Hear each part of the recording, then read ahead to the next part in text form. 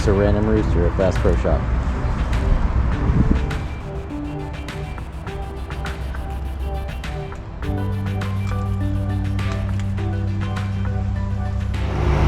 Okay, I'm in Tampa at the Bass Pro Shop here looking at two identical pontoon boats. These are Sun Trackers 22 DLXs. They're both 2022 models, and they're in for new fuel tanks. So I'll show you that here in a second, kind of videoing out of order here, but what I want to show you is one of these boats was used exclusively in saltwater. And so we're going to look at some of the corrosion and the things that happen using these particular pontoon boats in saltwater versus the one behind me that was used exclusively in freshwater. And it's really striking the difference. So I want to point out some of those things, some things to keep an eye on if you own a pontoon, if you own a tracker especially, things you want to watch, especially when using in the saltwater. First thing is the aluminum. Now you can see this pitting. This is all saltwater pitting. Zoom in a little closer and you can see how that salt just starts to eat away into the aluminum. You can see the rust here. This indicates that it was come in contact with salt water. The other thing we have to start watching, again, these are only 1-year-old boats.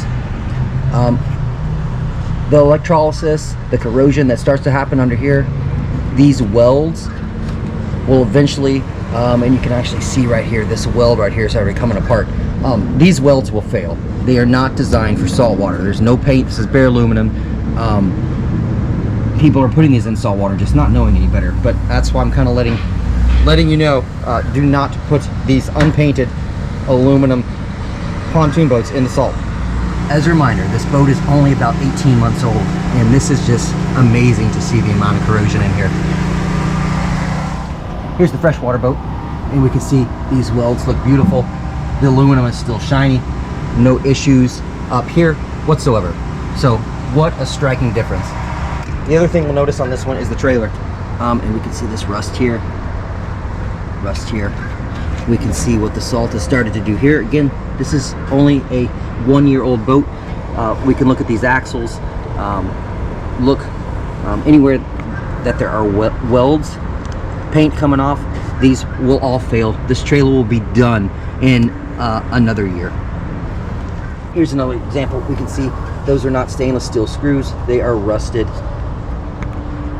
And also concerning, like I said, all of these weld points are an issue. Same boat on this side, same year, and we can see the aluminum is smooth. We can see the wheels versus these, the lug nuts versus these lug nuts. We can see that the trailer, all the welds look fine, no issues. The bolts still look good as new, and then the axles are shiny and clean versus this side. So all that being said, do not put your aluminum pontoon boat in saltwater unless it is painted or it has a protective, you can do bottom paint. They have aluminum specific paints that you can put on and protect them from the salt water. And then always have either an aluminum or a galvanized trailer when you're going in the salt. Otherwise, your trailer will last 1, maybe 2 seasons, and the welds will fail. You'll be going down the road and your axle will fall off. I see it time after time. So anyway, done pumping both of these out, going to send them on their way so they can get new fuel tanks and hopefully back to the owner soon. 22 DLX pontoon boats today, and they're both identical boats. But what we've been seeing here at Bass Pro Shop is some issues with the tanks. You can see the cracking here, and then I'm going to go over to this other one. And I haven't looked yet, but I'm assuming it's the same situation. I see a crack over there, crack starting to happen here. And these pontoon boats do have the new Mercury 200 4 strokes. These are the motors that I really do like. Compact size. They're extremely light for being a V6. So cool that they put these motors on these pontoon boats. But like I said, this has been a known problem on these pontoon boats. I am doing one after the other, and these tanks are all getting replaced under warranty. So they had a bad batch, not Tracker's fault.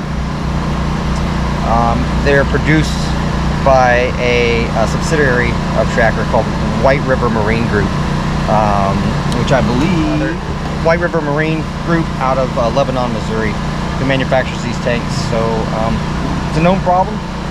Anybody's got a pontoon boat, keep an eye on your plastic tank, especially the areas that are exposed to the sunlight. The UV rays will break down the plastic over time, but these are new boats, and these tanks are immediately cracking. So one after the other, have to get them pumped out so that Tracker can drop the center pontoon. And you can see it's actually in the center tube. They'll have to drop that down. All right, so these are tri-tunes, right? And so this is the center tube. This will have to become disconnected from the deck. That tank, no, they're gonna have to take the motor off as well. The tank will have to come out. They're gonna put a new tank and re-rig it back up. But they're doing one after the other on these things. So if you do have a pontoon boat, keep an eye on your tank.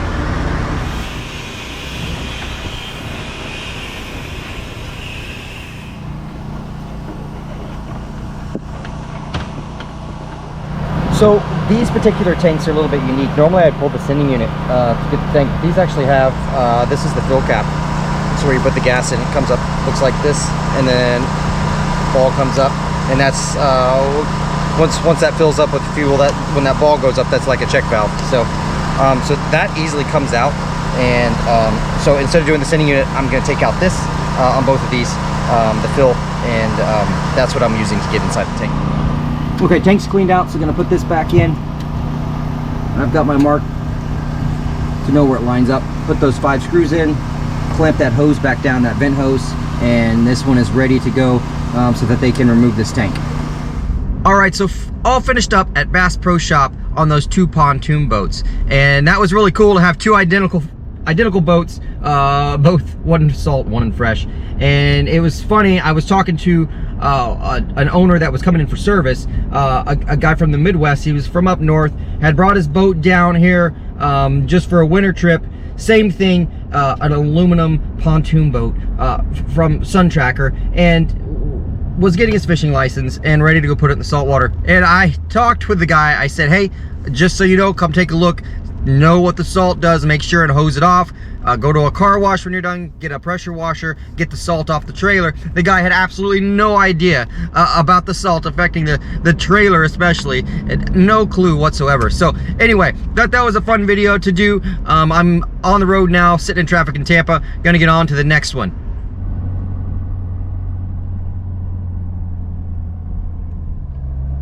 Okay, and welcome back to the Florida Boat Guy. This is my first one after our cruise last week. I'm a little stopped up from the cruise. I'll do another video on that.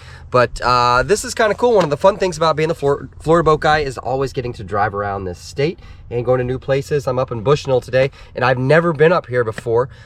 So I actually had a call from this customer, and it's one of the viewers, a guy that watches the Florida Boat Guy, called me up, found me on the internet, said he watches my videos, had a Grady White, wanted me to take a look at his fuel tank. It's been sitting a while, needs to get the fuel pumped out, and it's a Grady White. I said, of course, I'll be up there after the cruise. So anyway, really cool. This is a older Grady White. I'll check the year on it, just a few, but looks absolutely beautiful. It's a 24-foot, and they don't make this model anymore. So excited to take a look at it today and show you around. Okay, so this is a 1995 Grady White Explorer 24, and by the looks of the hull, I don't say this often, this boat looks even nicer than mine, and it is 10 years older than my boat. So we're talking almost 30 years old on this hull. Look at the shine on that gel coat. This guy's taking good care of it, and I really like that it's a 24-foot. This is a great size. Like I said, unfortunately they don't make this boat anymore, and this is what we call a bracket boat.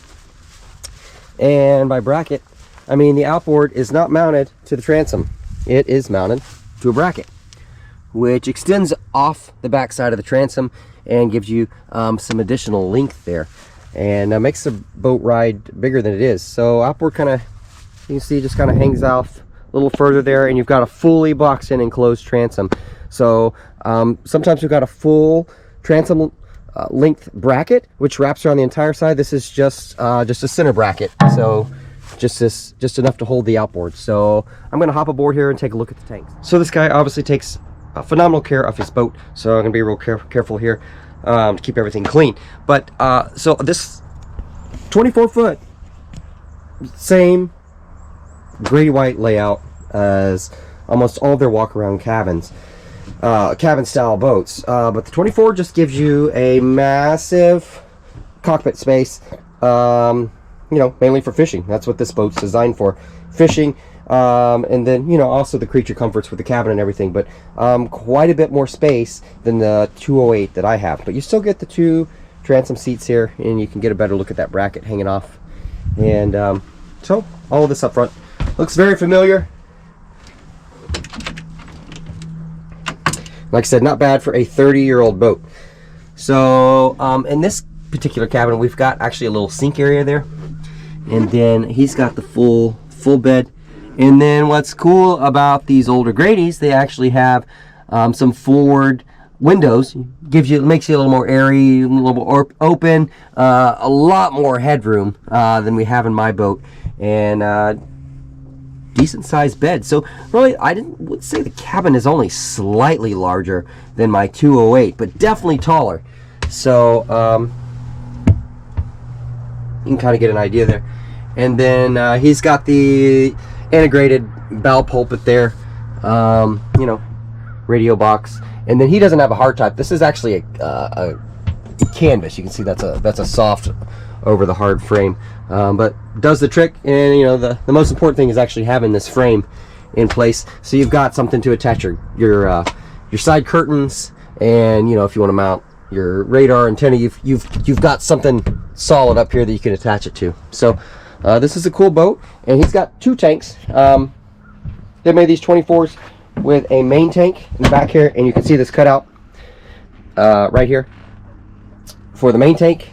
And then they had an optional auxiliary tank. Not all of these boats have the auxiliary tank, but this one does. It's an additional 50 gallons that's in this front compartment here. So he wants me to clean out both of these tanks. This boat's been sitting, so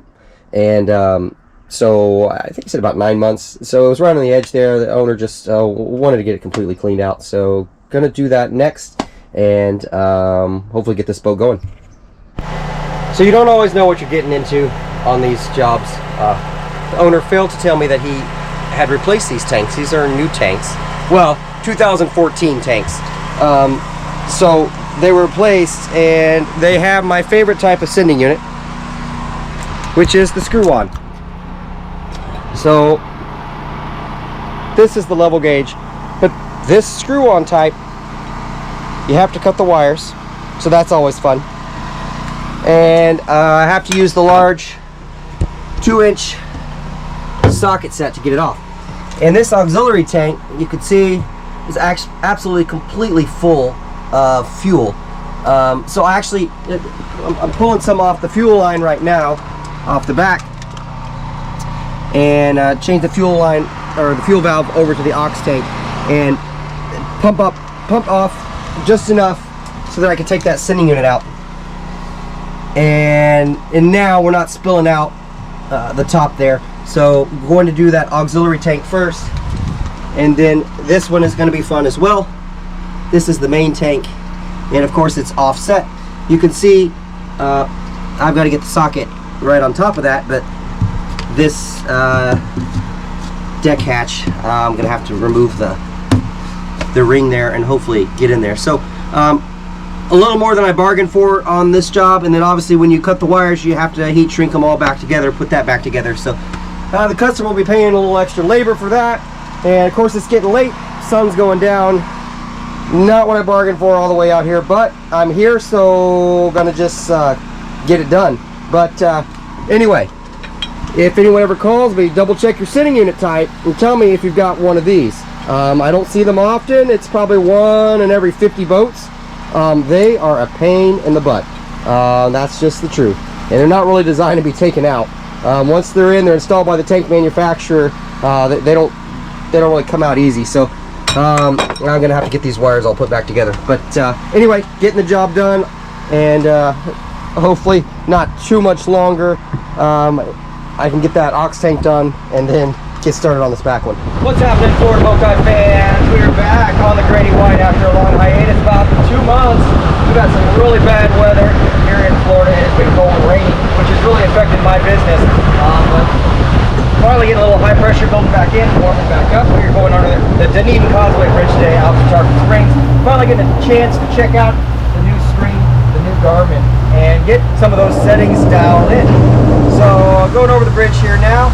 So I'm going to take the intercoastal all the way. A little bit of winds today, about 10 knots, so nothing too bad, but beautiful day. Finally glad to be back out on the Grady White and check out all the electronics that I installed, I don't know, at least a month ago. Also did the windlass solenoid, replaced that, and did some wiring.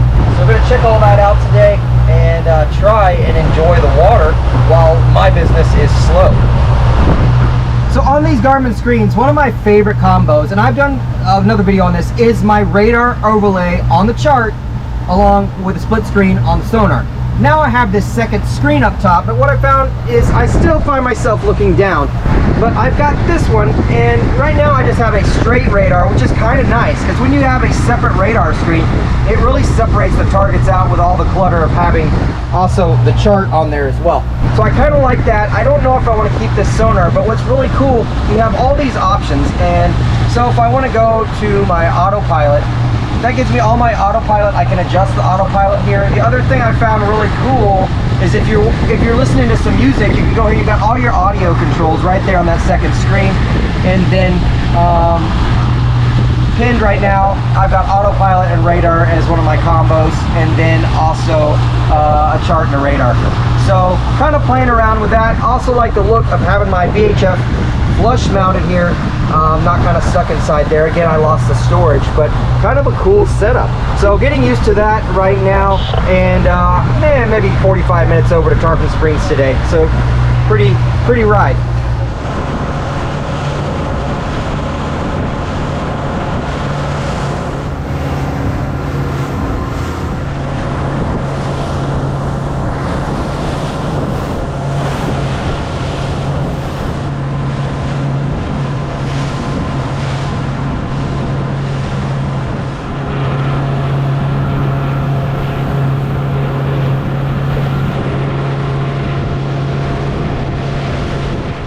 So I'm on my way to Tarpon Springs, as I mentioned, and I'm just exposed in this little section of the intercoastal, the way the winds are coming out of the southeast today. And I wanted to take a quick stop. This is Three Rooker Island behind me, and this is one of the first places we used to come when we moved down here.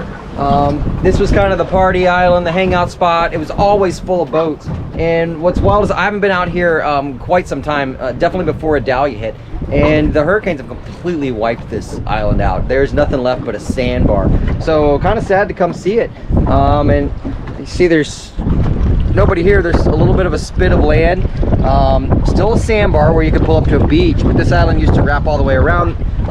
There were some trees, small trees on the far south end of this island. All of that has been washed away by the hurricane. So it's amazing to see how these islands change and move over time, and the sand gets moved around. But like I said, a little bit sad to see the island pretty much gone, at least from this side. I mean, I can see the Gulf quite easily. I mean, it used to be you could walk around this island from one side to the other and there's nothing left. So anyway, there is the smokestack for the power plant, which marks the entrance of the Anclote River right over there. So should be over there shortly and out of these waves. Okay, well, I was stopped here at Three Rooker. I just heard over the radio there's an inbound barge about 200 feet long headed into the Anclote River, and it's a somewhat narrow channel. They've asked all recreational traffic to stay away. I don't see the barge on radar or AIS yet, so I don't know if I'm ahead of it. I'm going to try and get to that entrance. If the channel's blocked by the barge, I'm going to turn around because I don't want to be stuck behind that the entire length of the river. But got to get moving that way and see if we're ahead of it at least. If not, Ray Joy for a radio check on 16. Ray Joy for a radio check on 16. No radio checks on 16. The Coast Guard's got yellow. But anyway, gonna head that way now. Thank you very much, sir. So they're off to the side right now, is able to pass, and looks like they'll be coming down this channel right behind me. So gotta watch it. Busy river, and it is narrow for the size ships and boats that they get down in here. So watching this tug behind me. We'll be shifting a loaded 200-foot hopper barge in the Anclote River between buoy markers 47 and 50 for the next half hour. Any vessels transiting the Anclote River between buoy markers 47 and 50, please stay clear of the tug and barge. Tug Lady LaFawn, standing by, channel 716. All right, there you heard it. I'm going to be blocked in for about half an hour here. There's the Tarpon Springs fishing fleet right in front of us here. Sponge docks off to the right. Restaurant, shopping, everything Tarpon's famous for.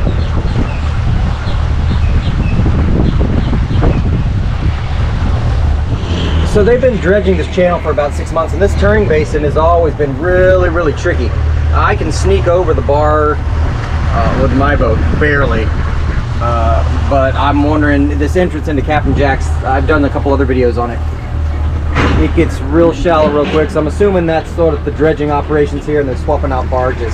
So we're going to do our best to not hit bottom.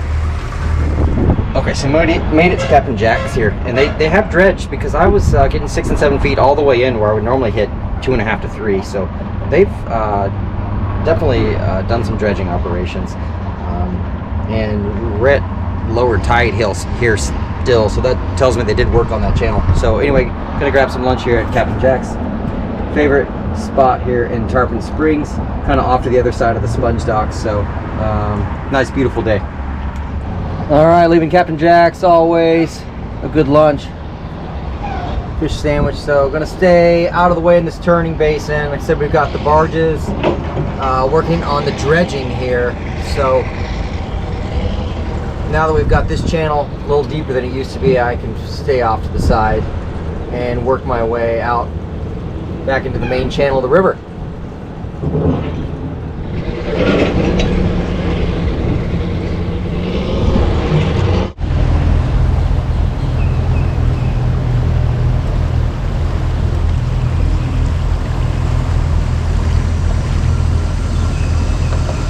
And here's our tugboat, Lady LaFawn from Louisiana. I was moving that barge. It's a big tugboat to be on this river. So we're gonna give her plenty of space, luckily docked at the moment, moving those barges around for the dredging operation. And we got another one over here.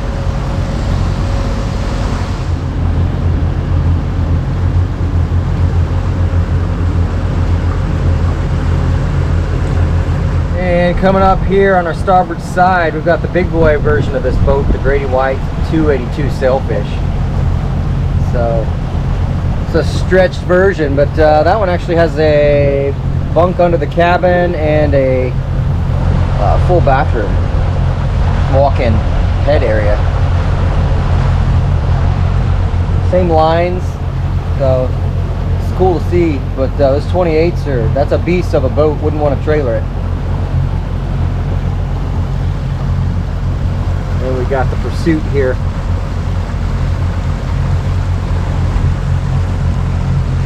Nice looking houses on the Anclote River.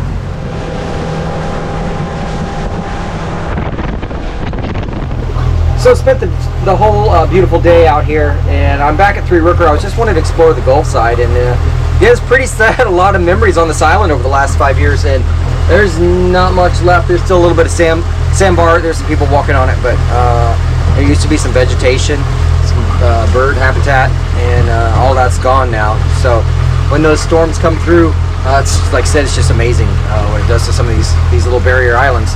But beautiful little trip to Tarpon Springs, and hopefully back at it and back to work on some boats sooner rather than later. Check in next time.